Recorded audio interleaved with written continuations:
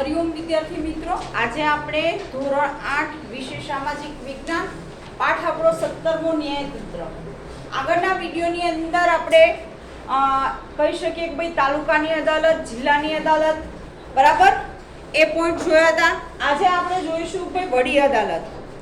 વડી અદાલત દરેક રાજ્યની અંદર હોય છે, બરાબર। આપણે આપણા ગુજરાત રાજ્યની અંદર રહીએ છીએ તો ભાઈ ગુજરાતની વડી અદાલત આપણા અમદાવાદ શહેરની અંદર આવેલી છે। એસી હાઈવે ઉપર તમને ક્યારે પણ જવાનો મોકો મળે, બરાબર, તો ખાસ જોજો, રોડ ઉપરથી તમને ભાઈ દેખાશે, બરાબર। ગુજરાતની વડી અદાલત એને બીજા આપણે ખબર છે કે ભાઈ હાઈકોર્ટ તરીકે પણ આપણે એને ઓળખીએ છીએ। બીજું એનું નામ છે હાઈકોર્ટ। આ વસ્તુ આપણે યાદ રહેવી જોઈએ। હાઈકોર્ટ કરીને પૂછે તો પણ આપણે યાદ રહેવું જોઈએ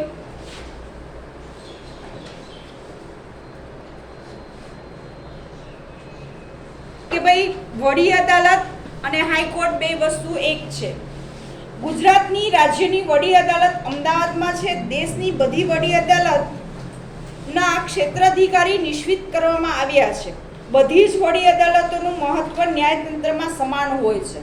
હવે આપણે ભારતની અંદર 29 રાજ્ય છે તો ભાઈ 29 રાજ્યની અંદર એમ કહેવાય કે દરેકને રાજ્યને ન્યાયતંત્ર આપવામાં જ આવ્યું છે, બરાબર। દરેક રાજ્યની અંદર એમ કહેવાય કે વડી અદાલત છે જ, કાર્યરત છે, કામ કરે છે, બરાબર। અને આપણે ખબર જ છે કે આપણા ન્યાયતંત્રને આપણે સ્વતંત્ર રાખ્યું છે। શું કામ? ભાઈ એ નિષ્પક્ષ ન્યાય આપી શકે, ભાઈ આપણે ન્યાય મળી શકે।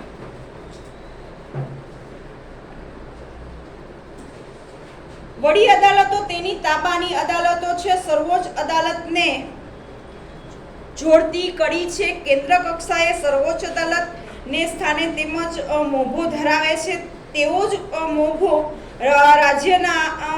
રાજ્ય કક્ષાએ વડી અદાલત ધરાવે છે। વડી અદાલત જે તે રાજ્યના વિસ્તારમાં સર્વોપરી છે। કાયદાનું અર્થઘટન કરી અને ન્યાય આપવું કાર્ય કરે છે। સામાન્ય રીતે દરેક રાજ્યમાં વડી અદાલત હોય છે, પરંતુ બે કે તેથી વધુ રાજ્યમાં એક જ વડી અદાલત પણ હોઈ શકે છે। ઉદાહરણ તરીકે પૂર્વમાં કેટલાક રાજ્યો માટે એક જ વડી અદાલત છે।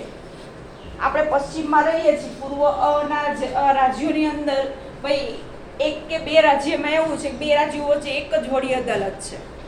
હવે રાજ્ય વિસ્તાર નાનો હોય, વસ્તીની દ્રષ્ટિએ નાનો હોય તો ભાઈ એ સમયે એમ કહેવાય કે ભાઈ આ રીતે કરવામાં આવે છે, બે રાજ્યો વચ્ચે એક જ વડી અદાલત હોય, બરાબર। હવે આપને ખબર જ છે કે દરેક રાજ્યના મેં તમને એક્ઝામ્પલ આપ્યું હતું, ભાઈ અમુક નિયમો અલગ અલગ જોવા મળે છે। એ શિક્ષણને લગતા હોય કે બીજી કોઈ યોજનાને લગતા હોય, બરાબર, ગવર્મેન્ટ લાભને લગતા હોય, તો એ નિયમોને કાયદો બનાવી અને અમલ કરવો એ કામ ન્યાયાલયનું છે। અને એ જો પ્રોપર ન થતું હોય, હવે આપને ખબર જ છે ગુજરાતની અંદર પરિસ્થિતિ એટલી ખરાબ થઈ ગઈ હતી કે છેલ્લે ભાઈ સરકારે પણ હાથ ઊંચા કરી દીધા હતા। ત્યારે ભાઈ આપણી હાઈકોર્ટે ભાઈ સીધી નોટિસ, ભાઈ તમે બધા કરો છો શું? સામો ક્વેશ્ચન કર્યો તો સરકારને કે ગુજરાતની વર્તમાનની વાત કરું છું, જે પરિસ્થિતિ ખરાબ થઈ હતી, ભાઈ આવી હાલત છે કે એકય હોસ્પિટલમાં જગ્યા નથી, તો તમે બધા કરો છો શું કે આવી પરિસ્થિતિ થઈ ગઈ? ત્યાં સુધી તમે બધા ઊંઘેલા હતા, બરાબર। આપણે એ દ્રશ્ય પણ જોયું છે કે સેકન્ડની અંદર ઘણા લોકોના મૃત્યુ થતા હતા, કે ત્યાં પણ આપણે સ્મશાનમાં પણ લાઈનમાં ઊભું રહેવું પડ્યું। જેને આ દ્રશ્ય જોયું હશે, અનુભવ્યું હશે ને એને ખબર જ હશે, બરાબર। શું કામ? ભાઈ વ્યવસ્થા જ્યારે ન જળવાય, કાંઈ પણ એવું લાગે કે ભાઈ અસમતુલા થઈ છે, ભાઈ બરોબર ધ્યાન નથી રખાણું, બરોબર કાયદાઓનું પાલન નથી થતું, ભાઈ ત્યારે એ સમયે ન્યાયતંત્ર આ વસ્તુ ઉપર ટકોર કરે જ છે। અને એ જે ન્યાયાધીશ છે એને પૂરી સત્તા છે। કોઈ પણ રાજ્યના વડી અદાલતના ન્યાયાધીશ હોય ને, એ તમને પ્રશ્નો કરી શકે છે, ભાઈ પૂછી શકે ભાઈ આવું કેમ કર્યું, કે સરકાર હોય કે XYZ ગમે એ પર્સન હોય, બરાબર, અને ત્યારે એમ કહેવાય કે એનું પ્રોપર સોલ્યુશન આવી પણ જાય છે. પછી બધાએ જે એમ કહેવાય કે જે કર્મચારીઓ કામ નહોતા કરતા, બરાબર, બધાને કમ્પલસરી હતું. ગવર્મેન્ટના જેટલા ટીચર્સ હતા ને એ ટીચર્સને પણ એમ કહેવાય કે ડ્યુટી સોંપવામાં આવી હતી. સરકારી મોટી જે 16 સિવિલ હોસ્પિટલ છે એમાં ડ્યુટી આપી હતી. તમારે ઘરે નથી બેસવાનું, ત્યાં જોબનો જે ટાઈમિંગ છે એ ટાઈમિંગ દરમિયાન તમારે ત્યાં જવાનું છે. ને ત્યાં કેટલા દર્દના પેશન્ટ આવે છે, જાય છે, મૃત્યુ પામે છે એની નોંધણી કરવાની બેઠા બેઠા. આવું કામ સોંપ્યું. ગવર્મેન્ટ જેટલા બી કર્મચારીઓ હતા એ બધાને આવા કામમાં રોકાયેલા હતા. ત્યારે એ પરિસ્થિતિને પહોંચી વળ્યા. લોકો એમ કે આ કામ મારું નથી, આ કામ મારું નથી, એવું કરે તો આવા સમયે પહોંચી વળાય નહીં. ત્યારે બધા એક સાથે એક વસ્તુ કરવી પડે અને લોકો કરતા હતા પણ. બધાને બીક લાગતી હતી ને, ભાઈ આમાં અમને થઈ જાય તો આ વસ્તુ. છતાંય આપણે જોઈએ છીએ કન્ટિન્યુ 2 વર્ષથી ભાઈ આપણે આ પરિસ્થિતિ સામે લડીએ છીએ. ખાસ કરીને ટીચર તો એટલા જ. તમે જ્યારથી એમ કહેવાય બંધ થયા ત્યાંથી અમે તો અહીંયા દરરોજ આવીએ છીએ. એક પણ દિવસ એવો નહોતો કે અમે નહોતા આવ્યા. રજાના દિવસો સિવાય બધા દિવસો અમે હાજર રહેતા. ક્લાસમાં આવીને અમે વિડીયો બનાવીને અમે અમારું કામ કરતા. તો કોઈ પણ સમસ્યા છે ભાઈ એનું સમાધાન આપણે મળી રહે છે. વડી અદાલતની રચના બંધારણ અનુસાર એક મુખ્ય ન્યાયાધીશ અને રાષ્ટ્રપતિ વખતો વખત જેટલા ન્યાયાધીશોની નિમણૂક કરે તેટલા ન્યાયાધીશોનો વડી અદાલત બનશે. વડી અદાલતના મુખ્ય ન્યાયાધીશની નિમણૂક રાષ્ટ્રપતિ અને સર્વોચ્ચ અદાલતના વરિષ્ઠ ન્યાયાધીશ તેમજ સંબંધિત રાજ્યના રાજ્યપાલ સાથે મંત્રણા કરી અને ન્યાયાધીશની નિમણૂક કરવામાં આવે છે. બરાબર, વડી અદાલતના ન્યાયાધીશ એમને બનાતું નથી. ન્યાયાધીશ ને ક્યારેક નિવૃત્ત ન્યાયાધીશ હોય ને એને ખાલી તમે દૂરથી જોશો ને તો પણ ખ્યાલ આવી જશે.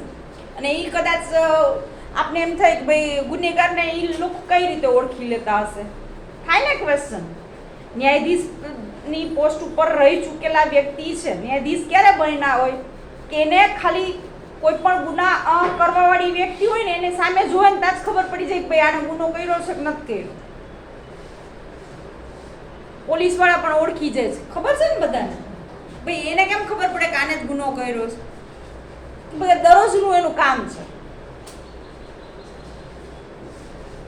અને એમાં એ લોકોની માસ્ટરી હોય.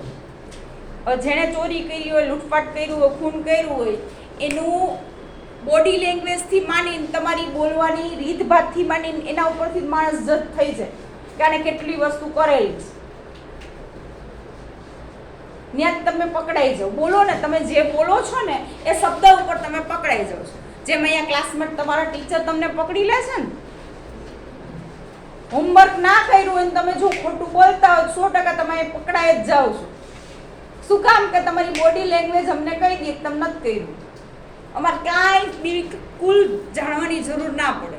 જે લોકોએ કર્યું હોય એ એટલા કોન્ફિડન્સથી બેઠા હોય આરામથી, અને નોટ ભૂલી ગયા હોય એના હાવભાવ જુદા હોય, અને બિલકુલ ના કર્યું હોય એના હાવભાવ જુદા હોય. એટલે આપણે ચોરને પકડી શકીએ છીએ કે ભાઈ આ વ્યક્તિ ખોટું બોલે છે, આ સમયે આણે આ જ કામ કર્યું છે, અમને ખબર જ છે, છતાંય આપણે ભાઈ ન જવા દેતા હોય.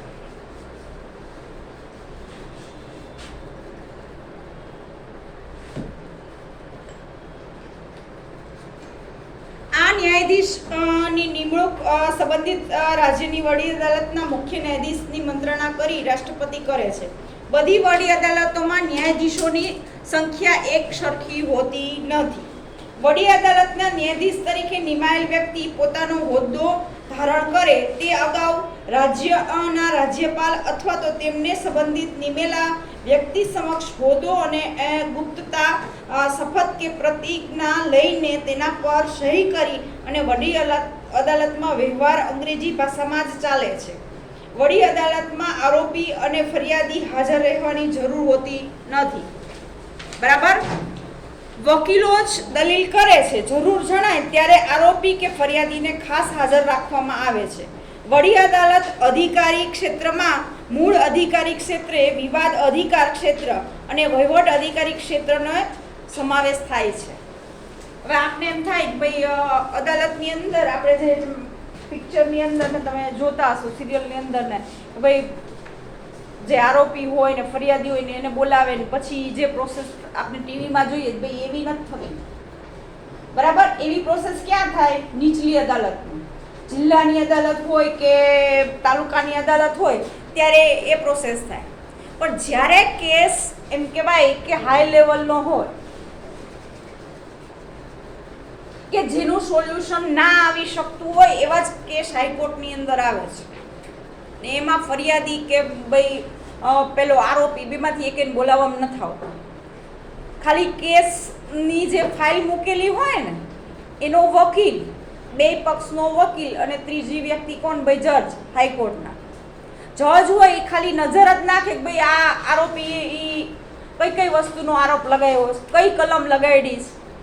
બરાબર, એમાં નીચલી કોર્ટમાં શું ચુકાદો આવ્યો આટલું જ જોશે. એ એટલું જોશે ને ત્યાં એને ખબર પડી જશે કે ભાઈ આમાં આટલું જ થશે. એ સીધી ના પાડી દે, કેસ કરી દે બંધ, કે આનું આ જ રિઝલ્ટ આવે, આ ફેસલો. માણસો હાજરી જરૂરી નથી, ગવાહ જરૂરી નથી, એ ખાલી જોશે. બરાબર, પ્રૂફ જે બધા તમે સબમિટ કર્યા હોય એ પ્રૂફ જોવે, સબૂત જોવે. ખાસ કરીને એ સબૂત ઉપરથી તમને ડિસિઝન આપી દે છે. સત્તા અને કાર્યો, સ્મિથ પોલ.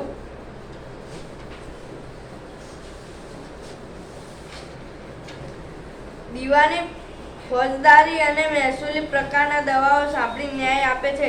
બંધારણની કલમ 226 અનુસાર રાજ્યના સંદર્ભમાં મૂળભૂત હકોના રક્ષણની બાબતના આદેશો, હુકમો જારી કરવાની સત્તા છે.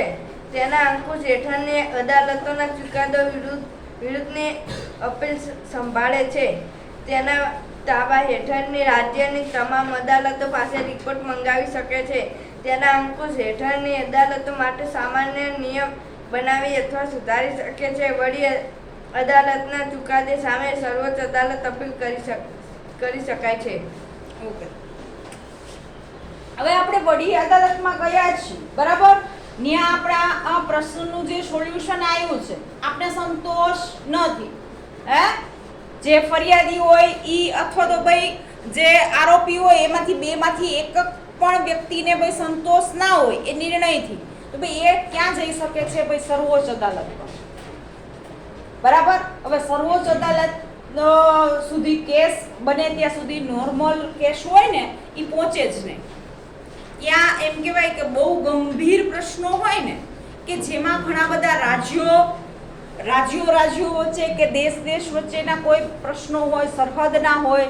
બરાબર, કે એવા જે ગંભીર પ્રશ્નો હોય ને એ જ પ્રશ્નો ત્યાં જાય છે કે જેમાં વધારે સમૂહને નુકસાન થતું હોય.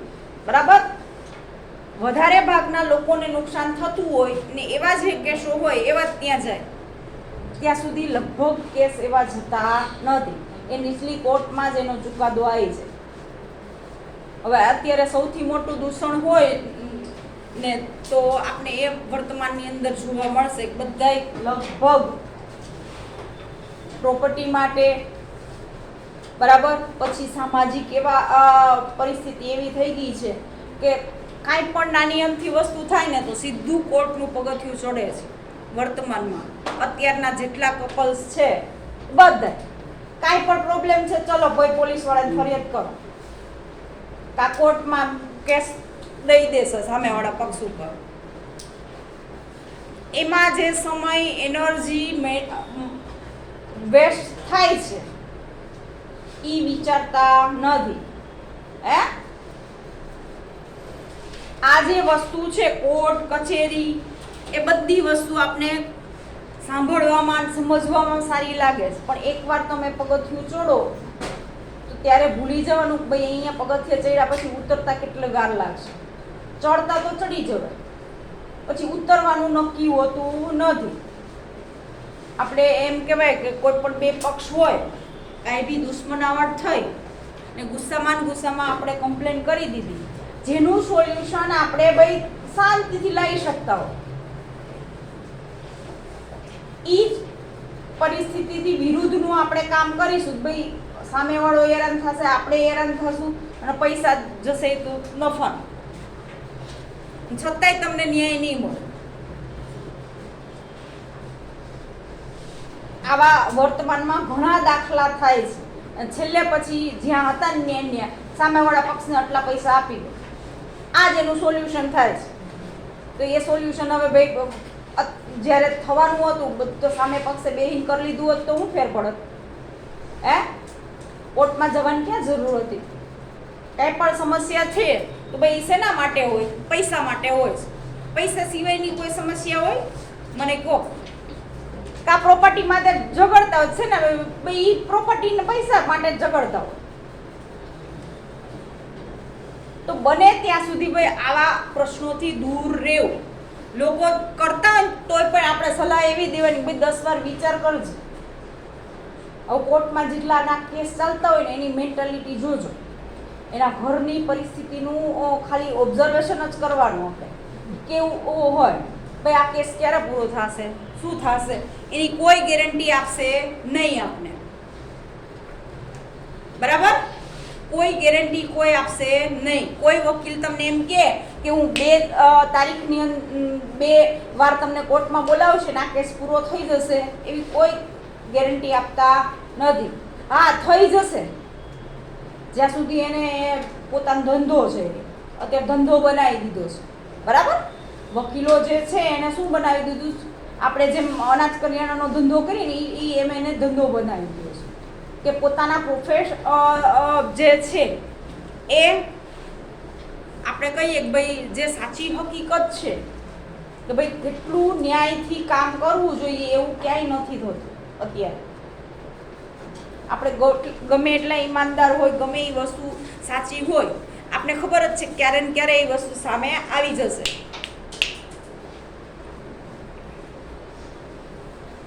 તો એને પ્રૂફ કરવા નહીં જવાનું, નકર આપણે એવા ફસાશું કે એમાંથી બહાર નહીં નીકળી શકીએ. આપણે ખબર છે ને ભાઈ આપણે આ વસ્તુ અને આ જગ્યાએ સાચા છે, ભાઈ આપણે પ્રૂફ નથી કરવું, બીજાના મને જે બી હોય. બરાબર? તો એ વસ્તુથી આપણે દૂર રહેવું જોઈએ. પછીની પોઈન્ટ છે સર્વોચ્ચ અદાલત. હવે આપણે તાલુકા અદાલત જોઈ, જિલ્લા અદાલત જોઈ, બરાબર, પછી વડી અદાલત જોઈ અને સૌથી લાસ્ટ અદાલત છે એ ભાઈ સર્વોચ્ચ અદાલત છે. હવે સર્વોચ્ચ અદાલતની અંદર કોઈ પણ ન્યાય આપવામાં આવે તો એને ફરી તમે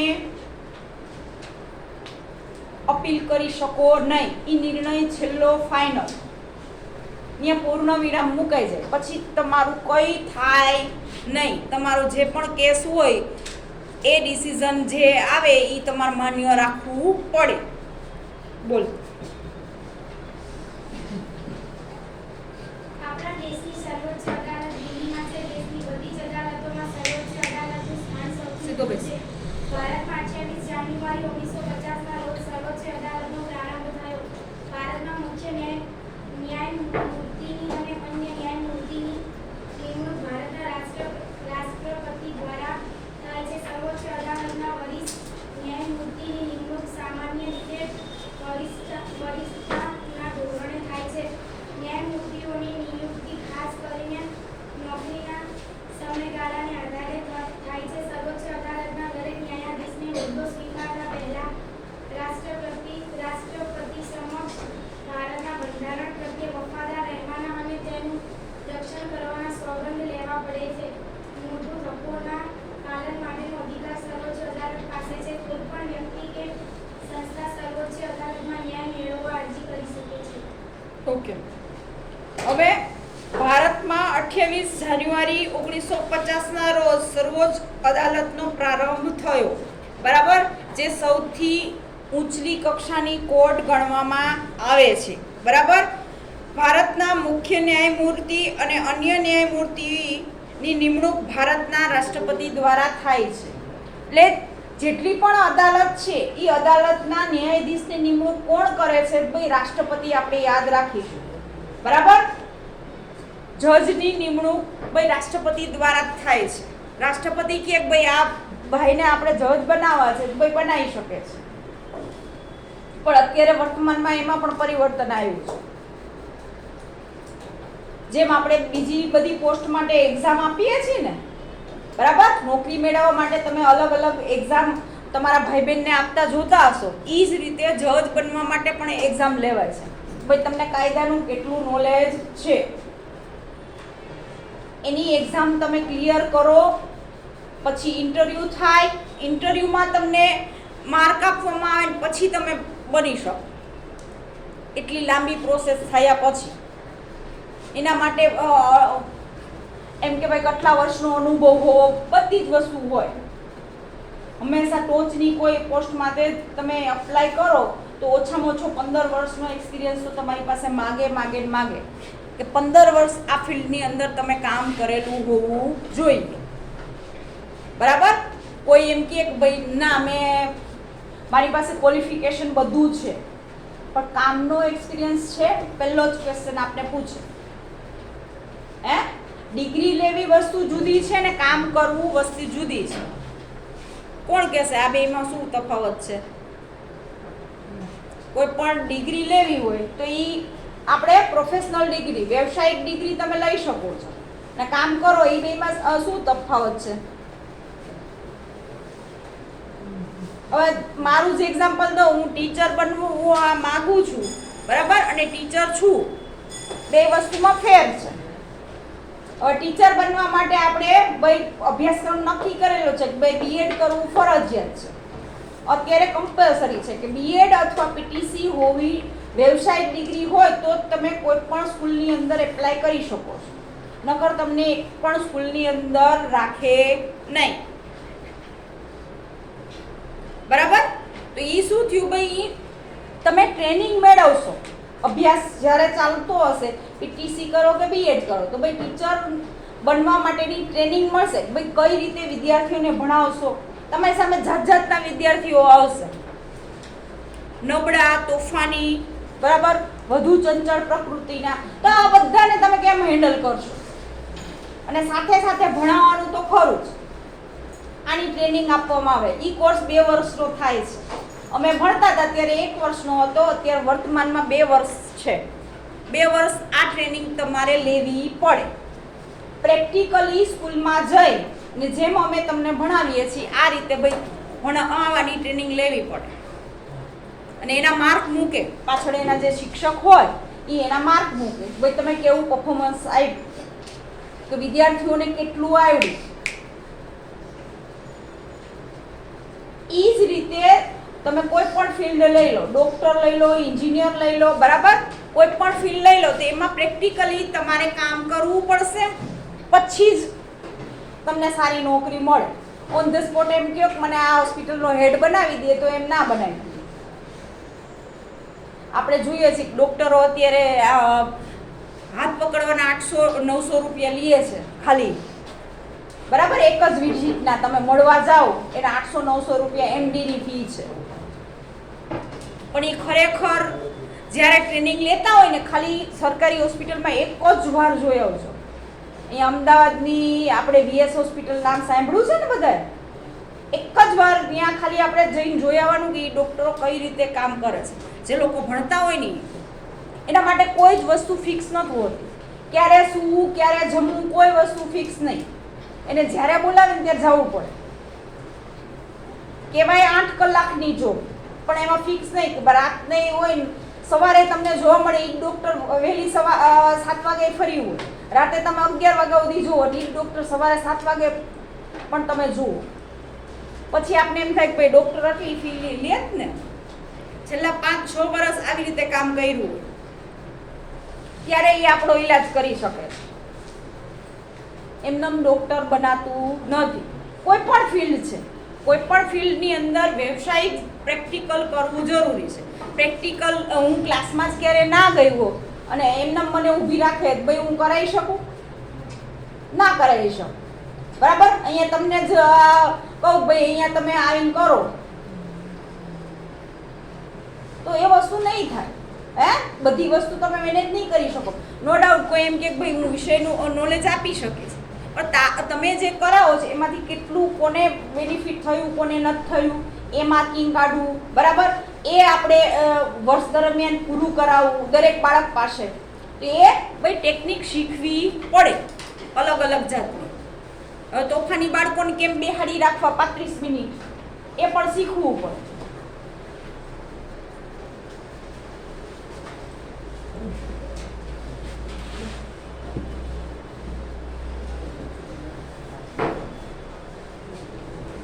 બોલાવે હદના પડતી વાર્તા સર્વોચ્ચ અદાલતના ન્યાયાધીશોને દૂર કરવા ખાસ પ્રક્રિયા છે. સાબિત થયેલ ગેરવર્તણૂક અથવા બિનકાર્યક્ષમતા માટે આ પ્રક્રિયા કરવામાં આવે છે. સંસદના બંને ગૃહોમાં 2/3 બહુમતી આ દરખાસ્ત પસાર કરવી પડે છે, જેના આધારે રાષ્ટ્રપતિ તેઓને હોદ્દા પરથી દૂર કરે છે. આ પ્રક્રિયાને મહાભિયોગ કહેવામાં આવે છે.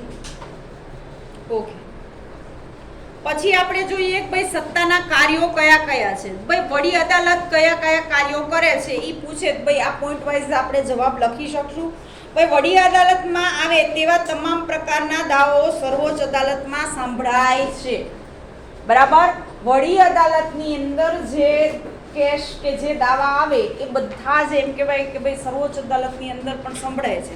જો તમને અસંતોષ હોય તો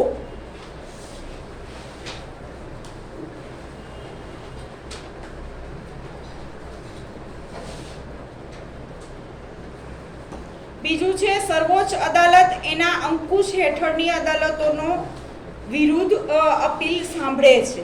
બંધારણ અર્થઘટન માટે થયેલા ચુકાદા પર અપીલ સાંભળે છે.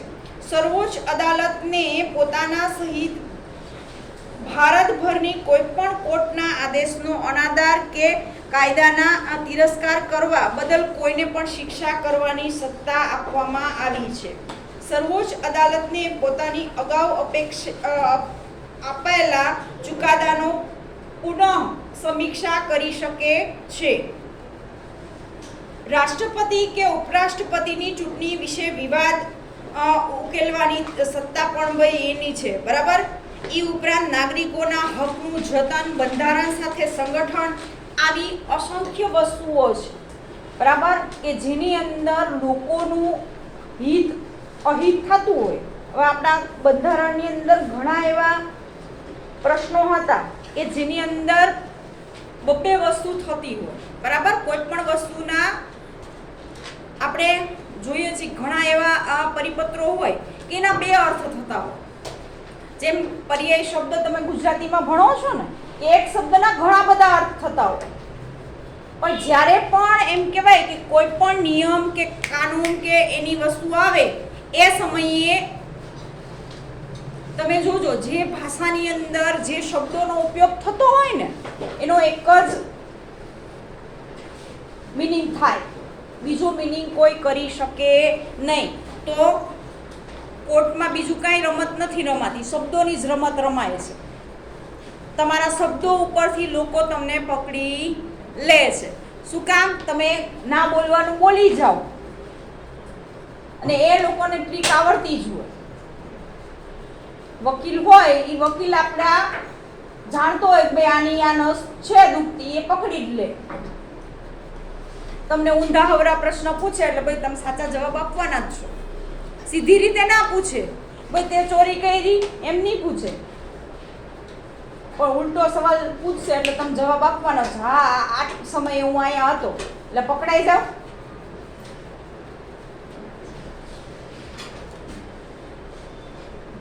તો આવા જેટલા પણ કેસ હોય ભાઈ એ બધા જ કેસ માટે આપણે સર્વોચ્ચ અદાલતની અંદર જઈએ છીએ. ખાસ કરીને નાગરિકોના હક માટે.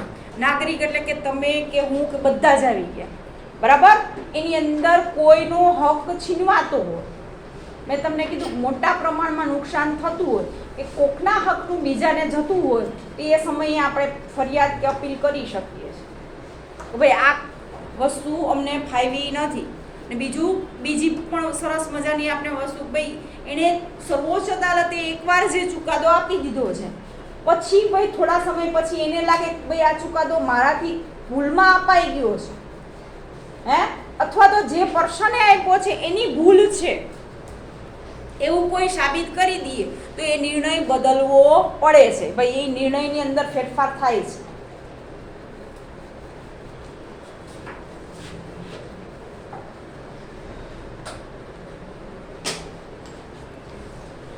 આ વિડીયોની અંદર અહીંયા સુધી આગળની માહિતી આપણે આગળના વિડીયોની અંદર જોઈશું.